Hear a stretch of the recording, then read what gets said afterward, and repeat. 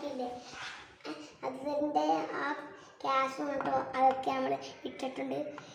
ഇനി നമുക്ക് oats cookies ഉണ്ടാക്കണം. ഓട്സ് ഒരു കപ്പ് ഇട്ടേക്കണം. നമുക്കൊന്ന് ബനാന ചതച്ചേരിടുന്നുണ്ട്. ഇപ്പോഴാണ് ബനാന സ്മാഷ് ചെയ്യണം. നല്ലപോലെ സ്മാഷ് ചെയ്യണം.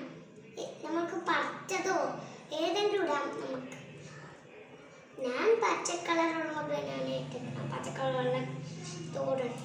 അത് എനിക്ക് അച്ഛൻ എടുത്തു, അത് ഇട്ടു ഞാൻ.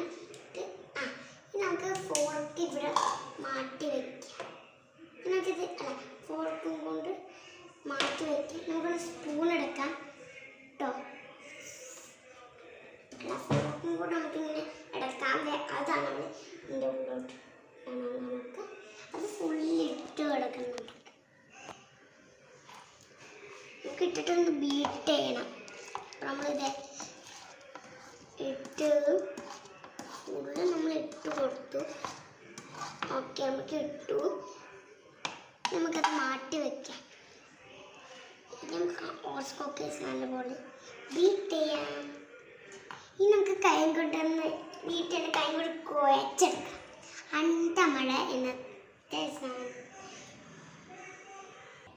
നമ്മൾ നല്ലപോലെ കൈ കൊണ്ട് കുഴച്ച് ഈ പരുവത്തിലാക്കി.